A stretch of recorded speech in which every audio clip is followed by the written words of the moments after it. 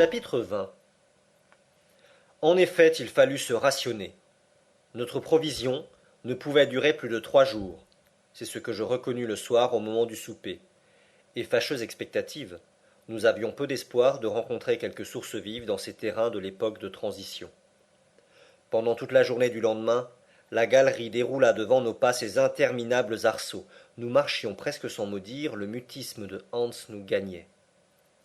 La route ne montait pas, du moins d'une façon sensible. Parfois même elle semblait s'incliner. Mais cette tendance, peu marquée d'ailleurs, ne devait pas rassurer le professeur, car la nature des couches ne se modifiait pas et la période de transition s'affirmait davantage. La lumière électrique faisait splendidement étinceler les schistes, le calcaire et les vieux grès rouges des parois. On aurait pu se croire dans une tranchée ouverte au milieu du Devonshire, qui donna son nom à ce genre de terrain. Des spécimens de marbre magnifiques revêtaient les murailles, les uns d'un gris agate avec des veines blanches capricieusement accusées, les autres de couleur incarnat ou d'un jaune taché de plaques rouges. Plus loin, des échantillons de griottes à couleur sombre dans lesquelles le calcaire se relevait en nuances vives. La plupart de ces marbres offraient des empreintes d'animaux primitifs. Depuis la veille, la création avait fait un progrès évident.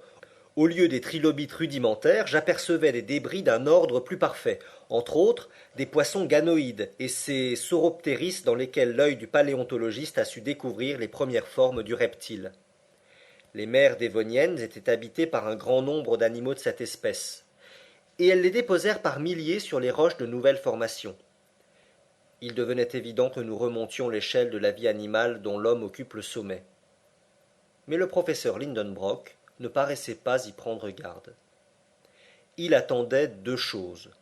Ou qu'un puits vertical vînt à s'ouvrir sous ses pieds et lui permette de reprendre sa descente, ou qu'un obstacle l'empêchât de continuer cette route. Mais le soir arriva, sans que cette espérance se fût réalisée. Le vendredi, après une nuit pendant laquelle je commençais à ressentir les tourments de la soif, notre petite troupe s'enfonça de nouveau dans les détours de la galerie. Après 10 heures de marche, je remarquai que la réverbération de nos lampes sur les parois diminuait singulièrement. Le marbre, le schiste, le calcaire, le grès des murailles faisaient place à un revêtement sombre et sans éclat. À un moment où le tunnel devenait fort étroit, je m'appuyai sur sa paroi de gauche. Quand je retirai ma main, elle était entièrement noire. Je regardai de plus près. Nous étions en pleine houillère. Une mine de charbon m'écriai-je. Une mine sans mineur, répondit mon oncle. Eh, qui sait? Moi, je sais, répliqua le professeur d'un ton bref. Et je suis certain que cette galerie percée à travers ces couches de houille n'a pas été faite de la main des hommes. Mais que ce soit ou non l'ouvrage de la nature, cela m'importe peu. L'heure du souper est venue, soupons. Hans prépara quelques aliments. Je mangeai à peine, et je bus les quelques gouttes d'eau qui formaient ma ration. La gourde du guide à demi pleine, voilà tout ce qui restait pour désaltérer 3 hommes. Après leur repas, mes 2 compagnons s'étendirent sur leur couverture et trouvèrent dans le sommeil un remède à leur fatigue. Pour moi, je ne pus dormir, et je comptai les heures jusqu'au matin. Le samedi, à 6 heures, on repartit. 20 minutes plus tard, nous arrivions à une vaste excavation. Je reconnus alors que la main de l'homme ne pouvait pas avoir creusé cette houillère. Les voûtes en eussent été étançonnées, et véritablement, elles ne se tenaient que par un miracle d'équilibre. Cette espèce de caverne comptait 100 pieds de largeur sur 150 de hauteur. Le terrain avait été violemment écarté par une commotion souterraine. Le massif terrestre, cédant à quelque puissante poussée, s'était disloqué, laissant ce large vide où des habitants de la terre pénétraient pour la première fois. Toute l'histoire de la période houillère était écrite sur ces sombres parois, et un géologue en pouvait suivre facilement les phrases diverses. Les lits de charbon étaient séparés par des strates de grès ou d'argile compacte, et comme écrasés par les couches supérieures. À cet âge du monde qui précéda l'époque secondaire, la terre se recouvrit d'immenses végétations dues à la double action d'une chaleur tropicale et d'une humidité persistante. Une atmosphère de vapeur enveloppait le globe de toutes parts, lui dérobant encore les rayons du soleil. De là cette conclusion que les hautes températures ne provenaient pas de ce foyer nouveau. Peut-être même l'astre du jour n'était-il pas prêt à jouer son rôle éclatant. Les climats n'existaient pas encore, et une chaleur torride se répandait à la surface entière du globe, égale à l'équateur et au pôle. D'où venait-elle? De l'intérieur du globe. En dépit des théories du professeur Lindenbrock, un feu violent couvait dans les entrailles du sphéroïde. Son action se faisait sentir jusqu'aux dernières couches de l'écorce terrestre. Les plantes, privées des bienfaisants effluves du soleil, ne donnaient ni fleurs ni parfums, mais leurs racines puisaient une vie forte dans les terrains brûlants des premiers jours. Il y avait peu d'arbres, des plantes herbacées seulement, d'immenses gazons, des fougères, des lycopodes, des sigillaires, des astérophilites, familles rares dont les espèces se comptaient alors par milliers. Or, c'est précisément à cette exubérante végétation que la houille doit son origine. L'écorce encore élastique du globe obéissait au mouvement de la masse liquide qu'elle recouvrait. De là des fissures, des affaissements nombreux. Les plantes, entraînées sous les eaux, formèrent peu à peu des amas considérables. Alors intervint l'action de la chimie naturelle.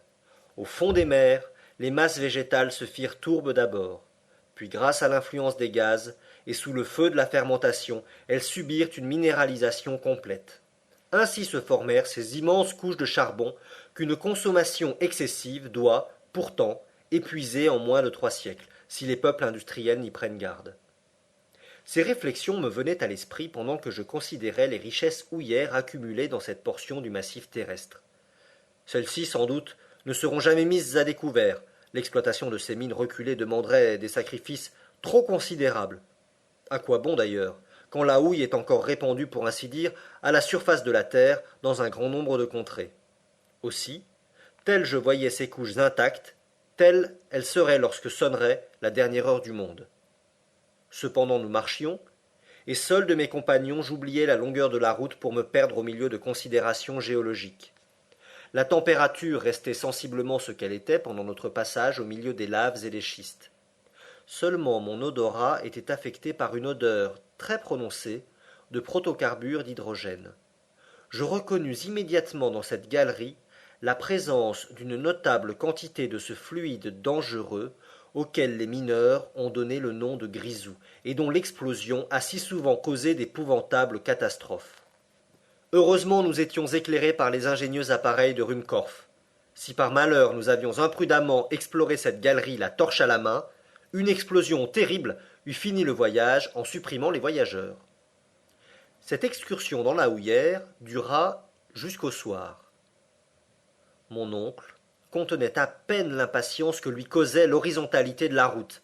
Les ténèbres, toujours profondes à 20 pas, empêchaient d'estimer la longueur de la galerie, et je commençais à la croire interminable, quand soudain, à 6 heures, un mur se présenta inopinément à nous. À droite, à gauche, en haut, en bas, il n'y avait aucun passage. Nous étions arrivés au fond d'une impasse.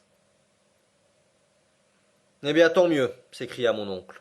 Je sais au moins à quoi m'en tenir. Nous ne sommes pas sur la route de Saknussemm, et il ne reste plus qu'à revenir en arrière. Prenons une nuit de repos, et avant 3 jours nous aurons regagné le point où les deux galeries se bifurquent. Oui, dis-je, si nous en avons la force. Et pourquoi non? Parce que demain l'eau manquera tout à fait. Et le courage, manquera-t-il aussi? Dit le professeur en me regardant d'un œil sévère. Je n'osais lui répondre.